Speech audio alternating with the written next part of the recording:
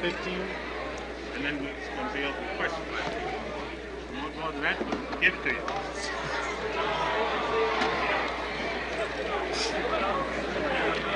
Ladies and gentlemen, yeah, okay, I'll say that. We are pleased to have the opportunity for the Atlanta University Center to reinitiate and revitalize what has been long called town meeting. The 6 presidents of the Atlanta University Center in the fall semester made the decision to revitalize this service to the community of Atlanta and Georgia, as well as to the center. Dr. Robert Brisbane is the chairman of the committee for this year, and he is ably supported by College, Dr. Vincent Harding of Spelman College, and we have an additional person, Dr. Brisbane, is kind of inquiry tonight. I will close by saying that I was told by that the subject is Black Power and the future of the American Negro.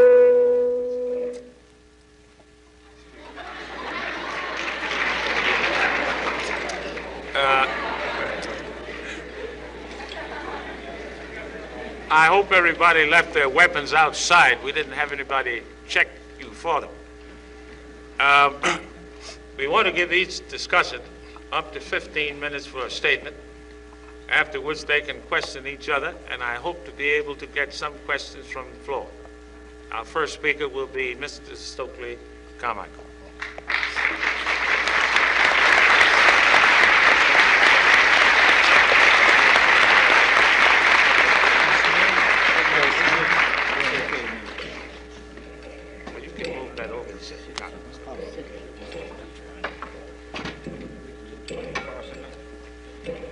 It's better if it's on my left.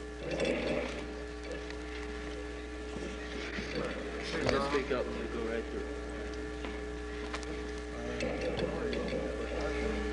And what we wanted to do tonight was to first say we're very happy to be here, and that you ought to know that the reason they closed down the town hall in the first place was because John Lewis, our former chairman of SNCC, had spoke here.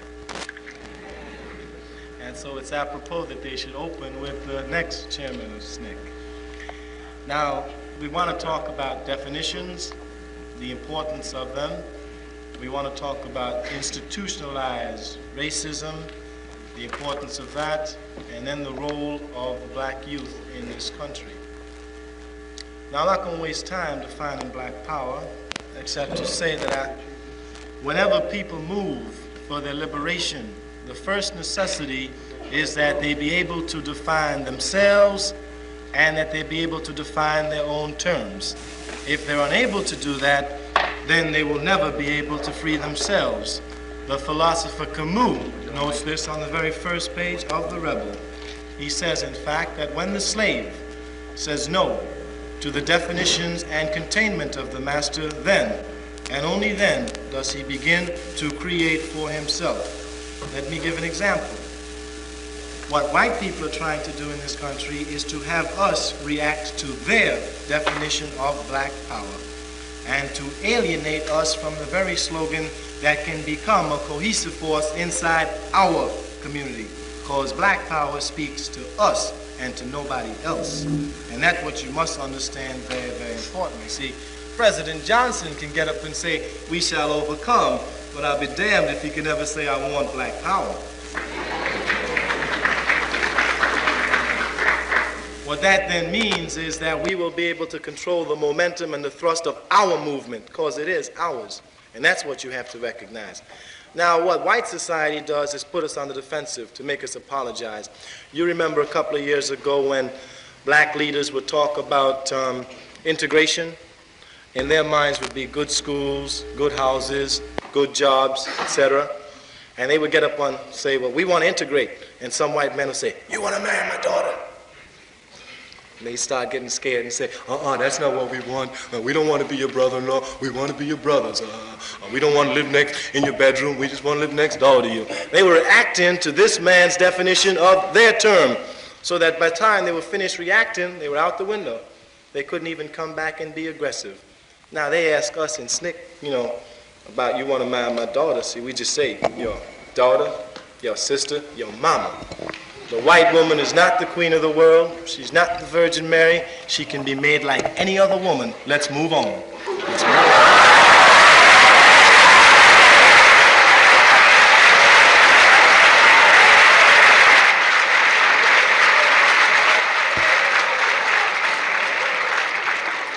And that is precisely the same thing they attempt to do with black power.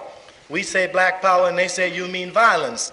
And so they want to say, no, that's not what we mean. We don't mean violence. We don't mean separatism. We don't mean this. Later, we will be masters of our own term. White society will recognize our terms. They will not define it. That's the first thing you ought to understand in your minds, so that you be crystal clear. Black power is the coming together of black people to fight for their liberation, period. The forms of that will be defined by black people. Black people will look. Now then, the importance of black power in terms of a conceptual program has to do with the types and approaches of racism that exist in this country. There are two types of racism in this country. There is an individual act of racism, and there is what we call in SNCC institutionalized racism. Now, let me give you an example of both and the response of the nation, or most segments of this society, to both of them. If white people bomb a black church and kill 5 black children, that is an act of individual racism. And the entire, or most segments of this society deplores such an act, all right? But now in that same city, Birmingham, Alabama, if not 5, but 500 black babies die each year because of lack of proper food, medical facilities, housing, and thousands more black people are maimed physically, educationally, intellectually, and mentally. That is an act of institutionalized racism. And that is what goes on in every major ghetto of this country, institutionalized racism. Now this country pretends that it doesn't know about institutionalized slavery and racism, or is incapable of doing anything meaningful about it. And that's what you have to understand. Therefore, the solutions that they present to us are solutions on an individual basis, not a solution to counteract institutionalized racism. So that they say to you that you have to integrate, whatever that means. And that means that all of you should leave here and one at a time, year after year, go over to Georgia, University of Georgia. And then maybe after, 2,000 of you here? Maybe after 1,000 years, after taking 2 of you, then Clark University will stand empty. And that, of course, will be a tribute to the success of integration.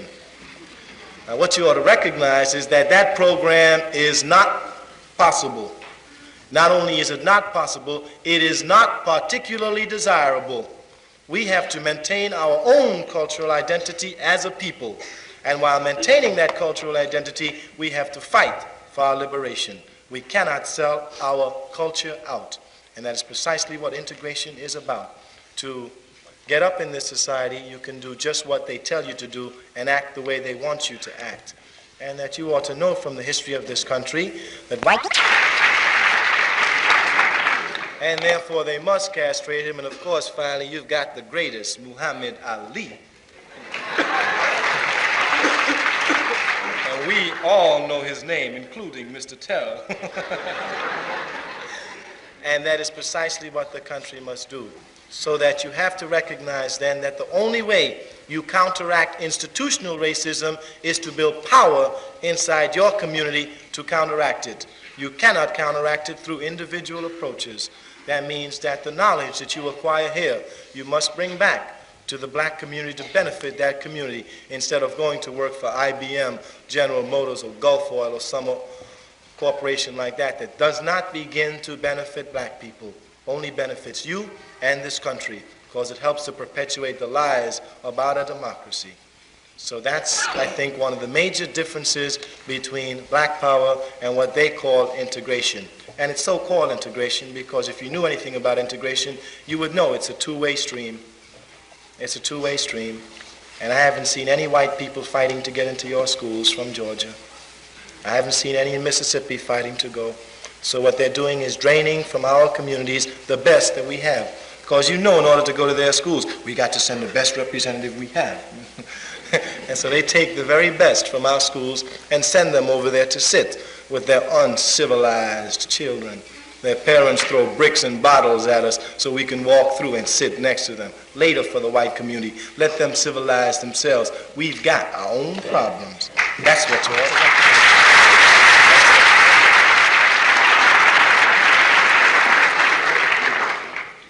In the city of Atlanta, we have advocated a political program in terms of independent politics. The population of this city is 40% black, adult. We can control this city. If black people had guts, we would come together and independently organize that force, that 40% force, and while white people were fighting between the Democrat and Republican Party, we would take over this city lock, stock, and barrel. That's black power. That's black power. You ought to recognize how the city lies. When, what's the big-headed fellow's name? Maddox.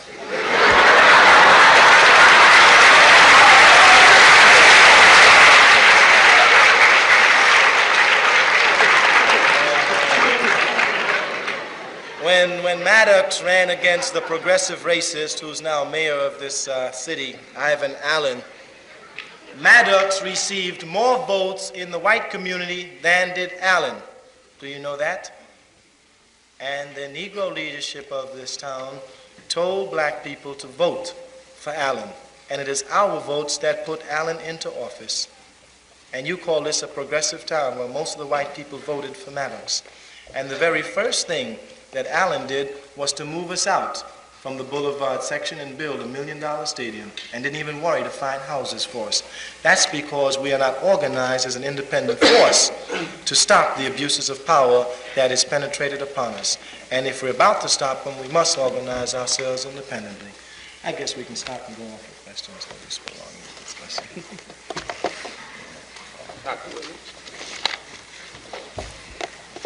I should like to begin my remarks with an affirmation of faith. I believe in God who made of one blood all races that dwell on the earth.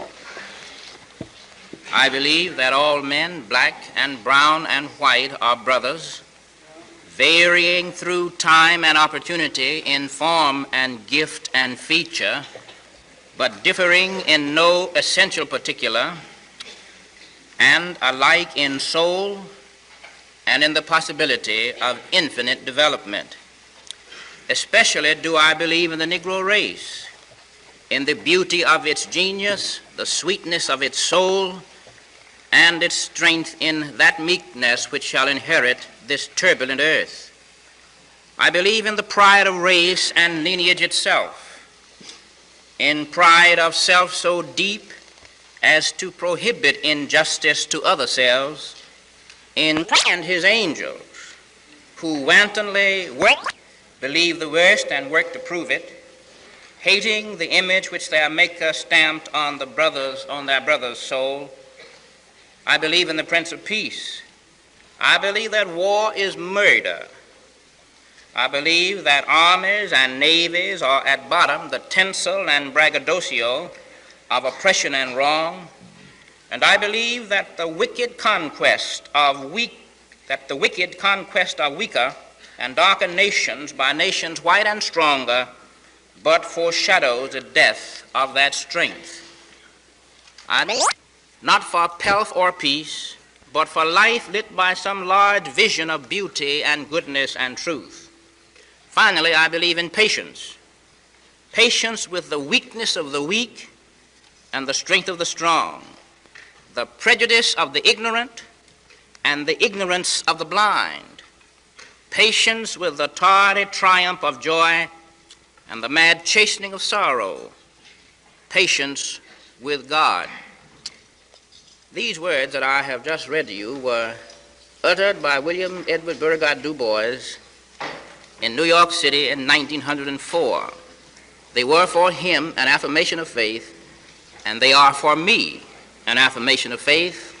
Du Bois, one of the great intellects of this nation, a distinguished social scientist, and my beloved professor.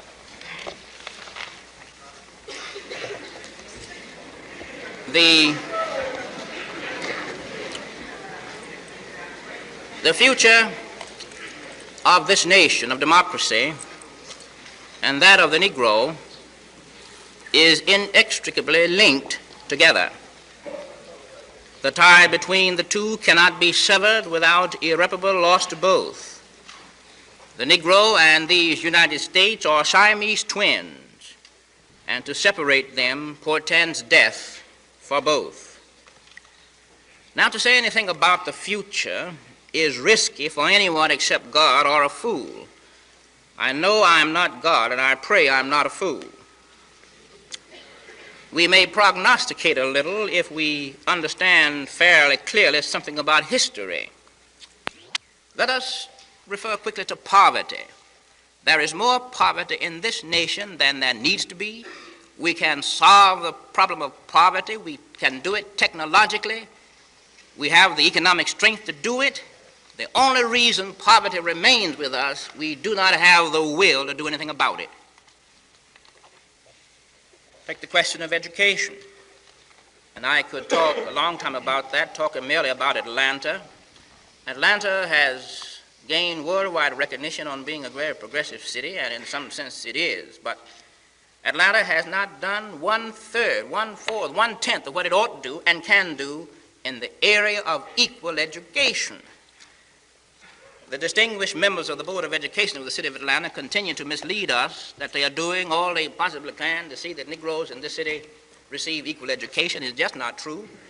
They won't even admit that there are vacant spaces to which Negro children may be assigned by the board. And the beloved superintendent of schools comes up with some educationist jargon that explains away the vacant space. I do not need to take the time, this will probably come out in our question period, about what's happening in housing. I think the mayor called a conference just a few days ago. He had two, really. This was a Negro member of our congregation who said that to me more than 10 years ago. And he said, you notice certain things have not been dishonest. It is simply immoral. If we really wanted to make our city what it ought to be, we would scatter the folks all over town. Let me come to a conclusion now. I would suggest that as Negroes fight their battle, and we've got to fight it, I don't think that there's enough religion in this country to have anybody do right because it's right. So we must fight our battle. But I would hope that as Negroes struggle, we shall not allow white people to pull us down to their level in cruelty and hatred and meanness. We must, I think, point the way to decency and civility, point the way to full humanity of mankind. And one other observation. All minorities in history have had to have allies. None have been able to go it alone. And I think one of the basic questions Negroes must consider is how shall we recruit allies? And I'm not talking about lukewarm folks, because I recall a passage from the Bible which says people who are lukewarm makes God sick on the stomach. Well, they do me worse than that. How shall we recruit allies? This becomes one of the basic strategies which we have. And I would like to suggest to my distinguished colleague here that Negroes in Atlanta do not control this city, and they cannot control it by organization. If you look at the last election, Negroes did not vote for Mr. Lester Maddox. Mr. Lester Maddox got elected without Negroes. The people who control this city are white people. We had an election for a judge. Mr. Hollowell ran in that election. And there were some Negroes and a whole lot of white folks who thought this was the worst thing in the world could have happened. Mr. Hollowell shouldn't have done that. and therefore they said that the judge who ought to have been put out of office had a chance to win in the runoff. Well, he got in the runoff with another gentleman. And then when the runoff was, which was between two white gentlemen, the judge who should not have been elected, and they won more desirable.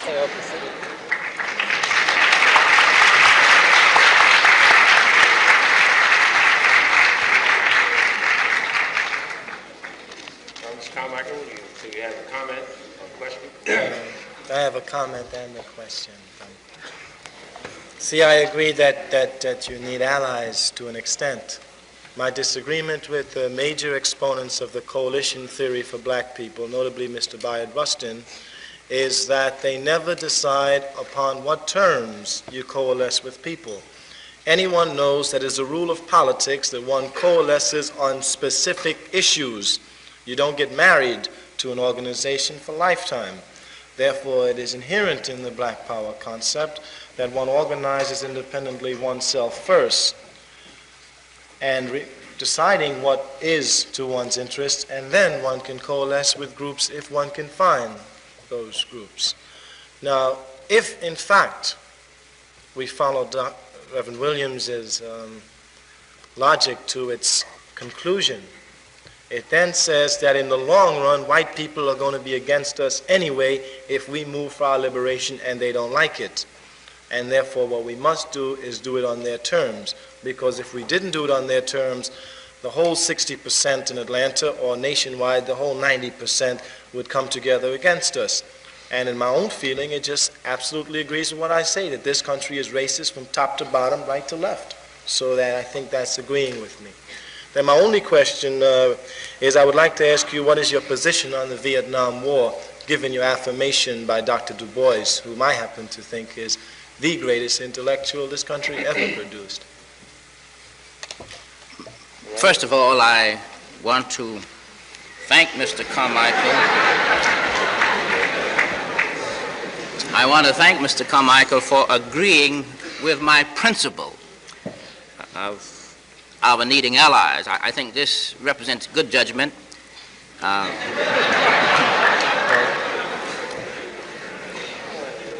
I would be willing to sit with him or anybody else and talk about how we shall work out the implications and inferences of the principle, but it's important to recognize that there is the principle. One other observation he made, and everything I've said would indicate that we are in agreement here. This country is racist. Anybody who says it isn't doesn't know anything about it or isn't honest. And it is a racist country. The question and the problem for us is how on earth can we work out a modus operandi in the midst of this kind of situation? And I think that because we are in the minority, there has to be some sort of coalition somewhere, and the terms on which that can be worked out is one that we face from day to day and from problem to problem. We're in agreement there. Dr. Du Bois about what war is, it was an affirmation, my affirmation of faith, and I certainly think that the war in Vietnam represents a kind of stupidity, and it seems to me men of any sort of sanity would hurry up and get themselves together and get out of that war.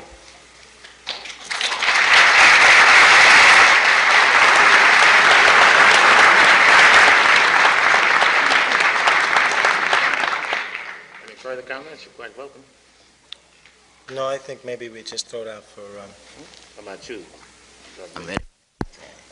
All right, if I can see some hands, It is precisely because Dr. Du Bois recognized the humanity of mankind that he gave up on this damn country. It is precisely because he recognized that.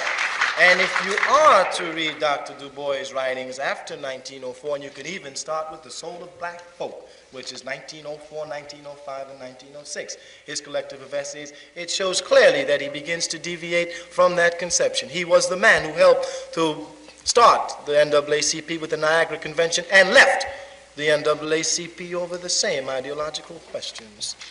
It is clear in my mind It is crystal clear in my mind that what white America wants and her Negro allies is to make black people the moral conscience of this country, and they have no right to do it. This country is immoral. White people made it immoral. It is their job to clean it up. We have to worry about ourselves for a change.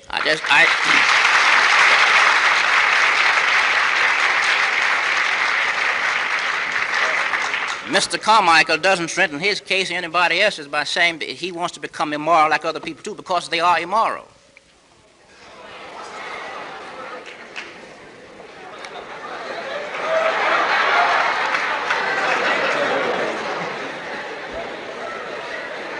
No good, baby. It didn't even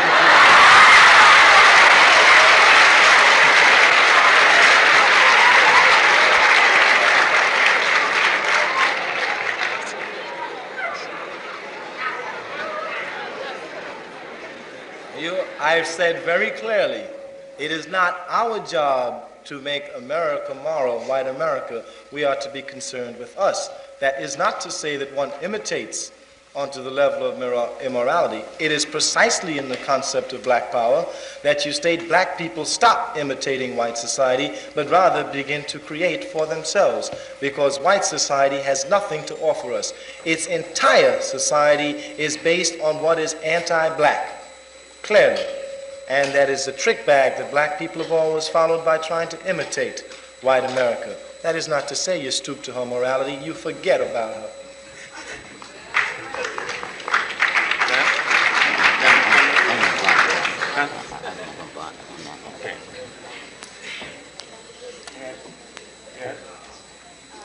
You have to speak a little louder, honey.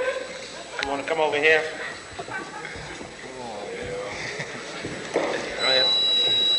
I'd really like to ask two questions. First, I'd like to ask Reverend Williams, perhaps I misunderstood what you said. I think I heard you say that the new housing code has been drawn up to cause Negroes to live in one area. And I'd like, you didn't say that. Did you speak anything, did you say anything about the housing code? No, I said nothing about a housing code. I said some 10 or more years ago, there was a sort of unwritten agreement with certain people in this town that Negroes would live in the West Side. Oh, okay. And I wanted to ask you also, I thought you said that poverty remains because we lack the will to do something about it. And if you did make that statement, I'd like to ask you to explain this will in that sentence.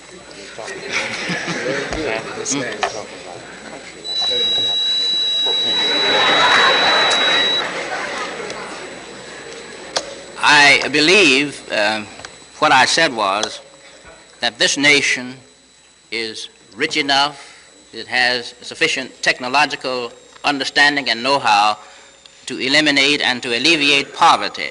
The only reason poverty remains with us is that the nation lacks the will, power to go ahead and do something about it. And all I mean by will, it wants to do it.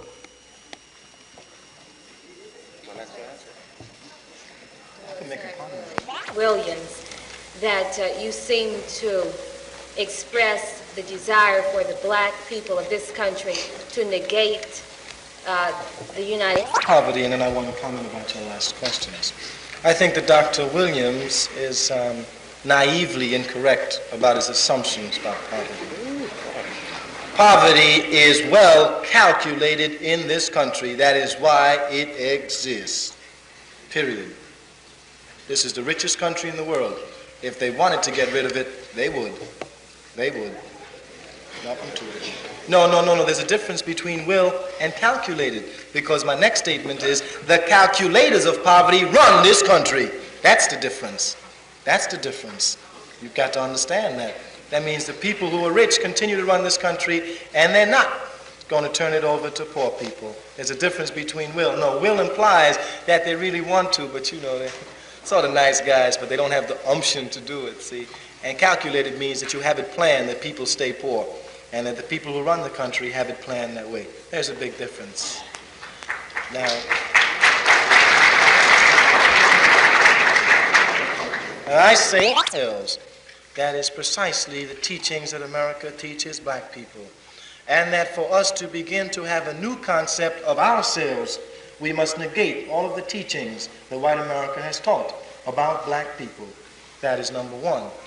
You then say, number two, that you move within your own group to organize yourself independently first, and then decide what is it your group wants. Then you can move on. In the Student Nonviolent Coordinating Committee, we feel that the third world is going to be important to relationships around this world, because we don't bite our tongue. We say the United States is the aggressor in Vietnam, and will not only be the aggressor in Vietnam, but will be the aggressor in Santo Domingo, the Dominican Republic, South Africa, Ghana, wherever they go. They exploit, rape, and plunder non-white people. Therefore, it is to our advantage to understand outside of the world the relationship then of the non-white world to us, since our philosophy and ideology cannot come from the white world. Our very introduction to this country was that of slavery. We were brought here not for our benefit, for the benefit of white people. The overall economic program of this country in the last 20 years has widened the gap between black people and white people. That means that the overall economic program of this country does not benefit black people. And you can go right on down the line. It just shows that wherever this country has gone, it's moved against us, against us. The war in Vietnam is against us. McNamara says he's going to draft. It is clear to me that he's putting them on the front lines, and that we have to understand the very people who, you know who Spelman was named after, don't you? Yeah.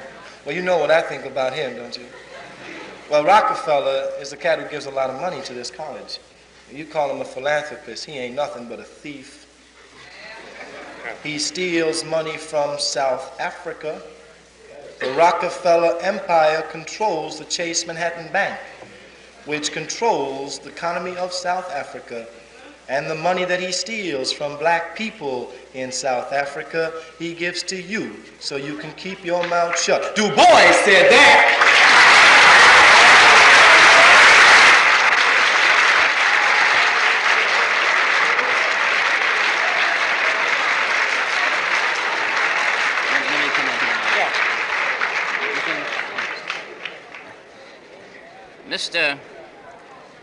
I want to ask Mr. Carmichael a question.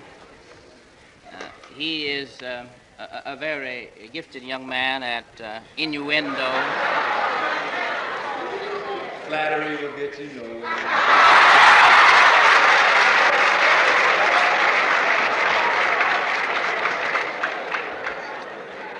He is a very...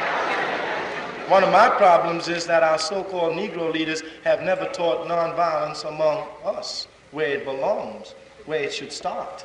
We should begin to learn nonviolence among us. But certainly, Dr. Williams, I do not think you can deny the fact that while most students, and especially girls, wear their Nat and Nola cream to look light and bright, it certainly has some psychological effect upon them, that whenever your colleges pick homecoming queens, they're always light, bright, and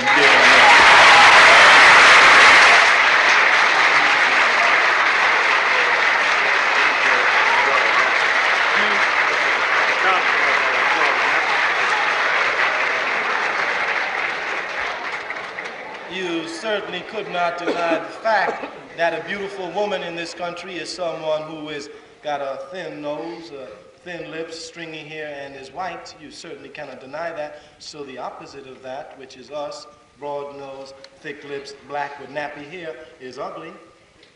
And that what you have to do then is to begin to say that white people set the criteria for beauty for the white race. We will define the criteria for beauty for the black race. All right.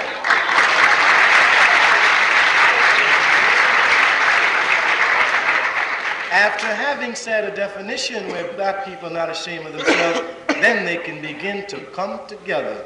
That's what white folk don't want. Dig it? Now, you have them come together as a unified force. See, you're absolutely wrong in your thinking if you think a majority ever rules a country. It is a unified minority. Everybody knows that. And if in Atlanta, Georgia, you got 40% of the people united, you have the largest minority united. The black people in this country represent the largest minority. That's what the real trouble is. We control 100 congressional districts in this country outright by our numbers, and we produce it like rabbits every day. Every day. So that it is crystal clear that by sheer number you have a unified minority. You can control effectively all sorts of political decisions that affect your people as a need, so that you can certainly move then politically. Once you control the politics of your community, you can begin to control the economics.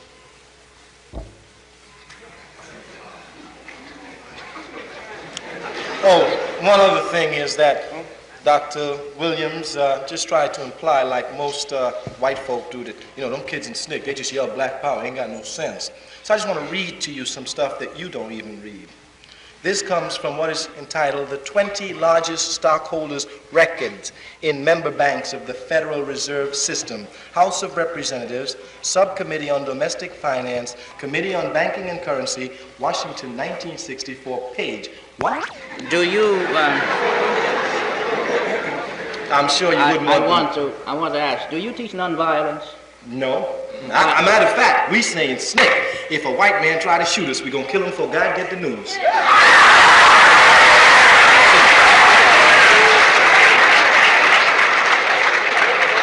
So we say, if white people don't want to be shot, let them keep their hands off of us. Our black parents made us. No white people don't chastise us. Don't chastise us. No, I do not teach nonviolence.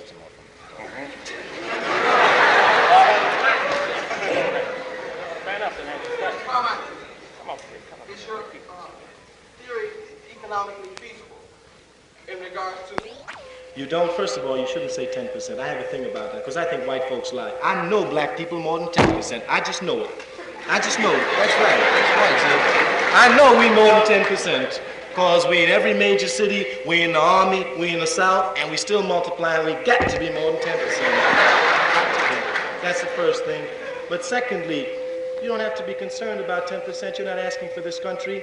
You're asking for the right to govern and to rule your community. That's what you're asking. You're asking for white people to stop exploiting you. That's all. So that 10% has nothing to do with it. Don't you believe that people should rule themselves where they live? To suggest that in many counties in Mississippi, Negroes are in the majority. Is it your proposal that they should take over the government and treat white folks like white folks treated them? They should take over the government and express their needs, speak to their needs. White people are irrelevant. You're getting poor people in Mississippi to begin to get a decent living. That's what they're concerned about. I'm not concerned about what would the Negroes who are poor, taking over control as you suggested, what would they do to and for the poor white people down there? If you are addressing problems for poor, everybody is helped. I mean, I'm not concerned. White people are the ones who did that. We haven't done that. My question to you is, do you want Negroes to do like white folks have done when they come to power? I am not concerned about that. I am concerned about one thing. You know what I'm asking. I know what you're asking. I'm going to answer you. Black people do not have power. They have been robbed and deprived of that power. Certainly you said that in your affirmation. I am concerned that the people who have stolen the power from them, leave them alone. That is all. What we do with the power when we have it is another question. You're evading the No, I am not evading it. I've told you, I'm not concerned about white people doing anything to them. I'm just concerned about black people having a decent life. Now, if you're saying that in order for black people to have a decent life, then white people must suffer. Is that what you're saying? No, I'm asking you, when you take over in Sunflower County in Mississippi, that's right. There are poor white people there. What will you do to them or for them? We will advocate for the poor. What is for the poor? If they see themselves as part of the poor, they can enjoy their benefits. If they see themselves as whites, they can stay where they are.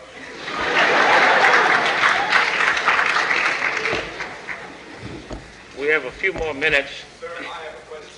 Us. In religion, that's the other boys. They ought to stick to the pulpit, leave politics to us.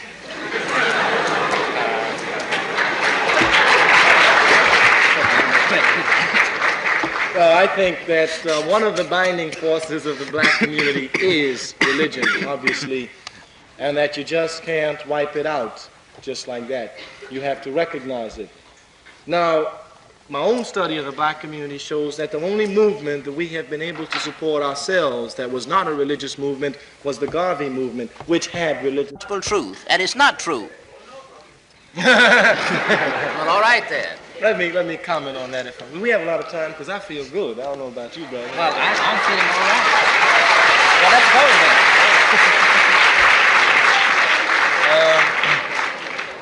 Let me explain to you about allies. It's not your fight anyway. You know, if you think you might really get hurt, you might run, see, unless you're really committed. But now, if those two people are also picking on you, see, and you've got to beat them up because they continue to beat on you, then you're going to fight to knock them off. Then I can fight with you. That's when you had the land, they had the Bible. When they left, we had the Bible, they still had the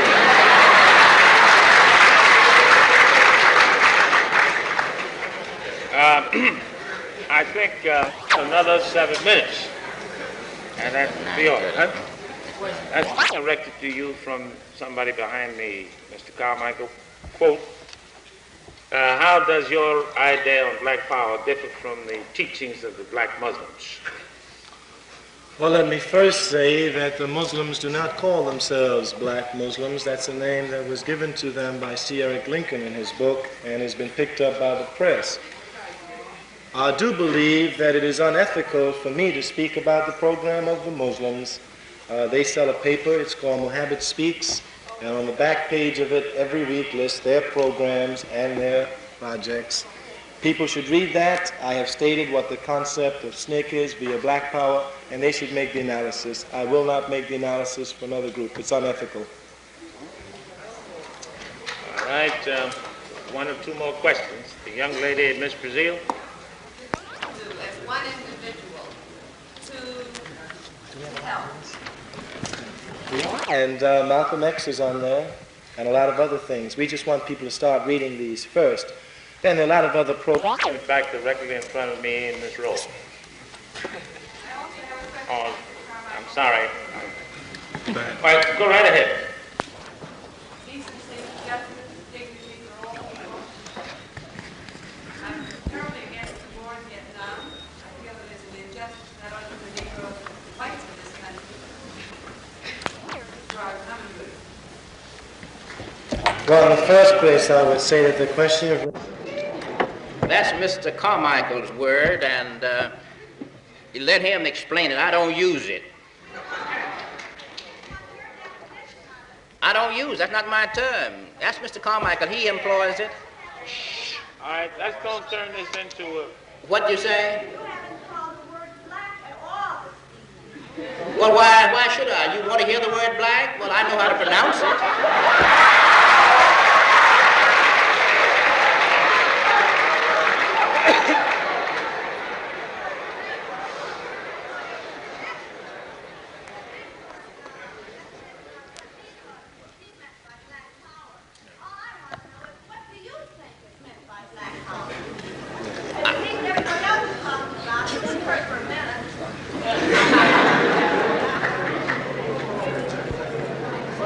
Come on home, baby.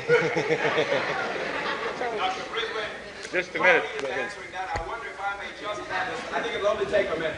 Now, if he doesn't want to speak to black power, how does he propose that the black community is going to get the good white brothers to come over and be our allies? He has not spoken to them.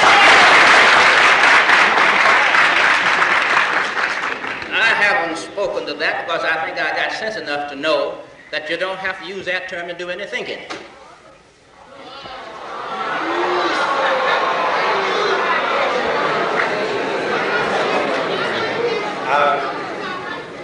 Yes, ma'am.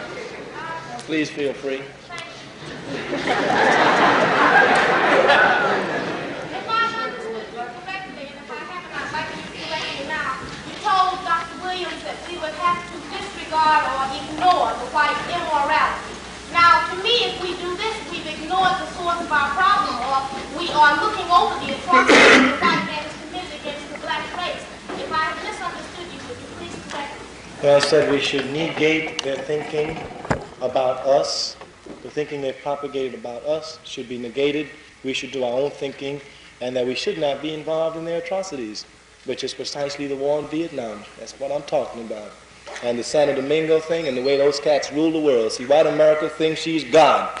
She rules the world, but she ain't God. Ain't nothing but a man with white skin, that's all. And we're going to have to find that out. The question is whether or not we're going to become involved in that. Are we going to help plunder the world? Are we going to help drop bombs and burn babies in Vietnam? I mean, are we going to go into Santo Domingo and shoot down black people? Are we going to go into Brazil and shoot them down? Are we going to help back all those dictatorships that this country backs, including Franco in France, in Spain, which he then sends planes to help keep the people, black people in Angola, in check? I mean, the country gives all that money to Spain. So that's a whole lot of nonsense they talk about. This country cannot talk about morality, and certainly not to us. She stole us. How can she talk about morality to us? So that we don't even concern with anything she says. We just turn our backs on it. She knows nothing about morality. She's been stealing all her lives. This country is a nation of thieves.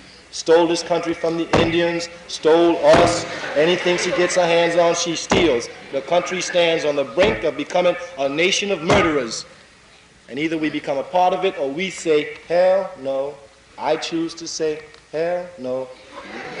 Everybody should make their own choice, because 20 years from now, when Nuremberg comes around, I'm going to be pointing my finger. I'm not going to be on the seat box. Mr. Carmichael, I certainly think that our country ought to be criticized. I think you ought to criticize it, but let me ask you, to what extent are you a part of this country? Are you a citizen and share any of its benefits, or are you not? I see myself as a colonial subject in this country. But I'm asking you, are you a citizen? Do you call yourself an American? Does a citizen enjoy all the rights that each other citizen enjoys? Do you consider yourself legally an American citizen? Well, let me ask you a question. I asked you one, answer that one. I just want you to clarify for me in my own mind, because I'm a little bit confused. Stokely, you aren't that naive. You and I both had the same teacher at Howard University, and Eugene Holm told me that you read a little philosophy while you were there. Now, my question to you is, are you an American citizen? Do you consider yourself a legal citizen of this country? I am not a legal citizen, because obviously I do not enjoy the rights of all citizens. Therefore, I am not a citizen. That isn't question. I see myself as a colonial subject. A citizen enjoys the rights of the country. I don't see black people enjoying those rights. I think they're deluded when they call themselves citizens.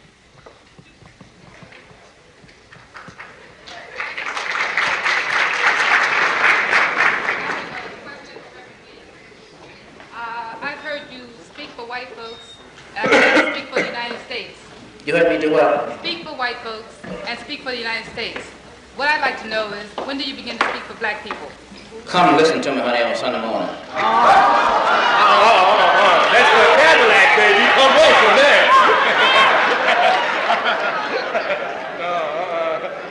Sunday morning, you preach the word of God, don't you? Come hear me.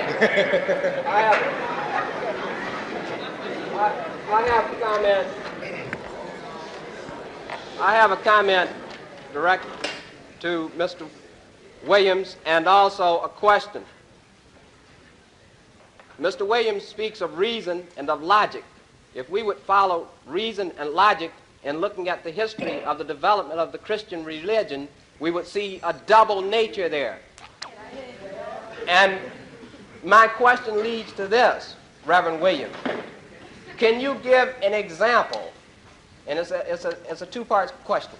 Can you give an example of any group in history, any nation in history that has thrown off its oppressor or its pain under the foot of someone through meekness? Number one. The second question that leads into this, I fail to see how you could not see what Mr. Carmichael was saying in regards to citizen. If, logically, it would seem that he does not enjoy whatever those conditions are that you define citizen, how can he really call himself a citizen? Those are two questions. And before you answer the question, look, I need your name. You better work for SNCC. The first part of your question, I suppose you really don't want me to start talking about the history of the Christian faith and this sort of thing.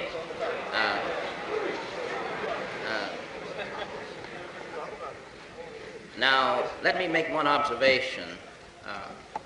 When I speak, I know what I'm talking about, whether you understand that or not.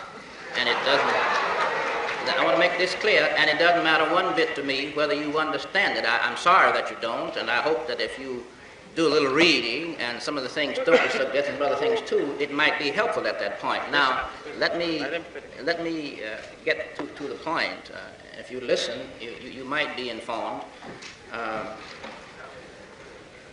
There is no instance where a group with power has voluntarily given it up. There's no history of that. Now that question, though, that observation is aside from what is the utilitarian value, what is the pragmatic significance or usefulness of life's commitment on the part of one in his struggle for his just ends. This is what I call religion. Now, if you're talking about some non-citizens, yes, not all.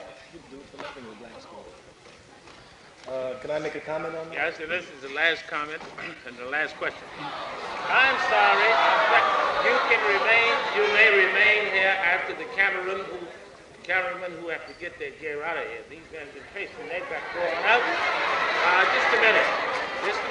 We had started the town meetings. We want to continue them, but we have to do it according to the formula. The more you think you're a citizen, the more you're going to love and fight for this country. When you begin to understand your colonial subject, you're not going to fight for it anymore. You're going to fight here to become a citizen. That's what you got to understand. Well, we thank you all for coming. Those who want to remain are quite privileged to do so. Our next meeting will be announced shortly. It should be about March 9th. And we hope it is just as interesting. Will the people in this door, let's get the...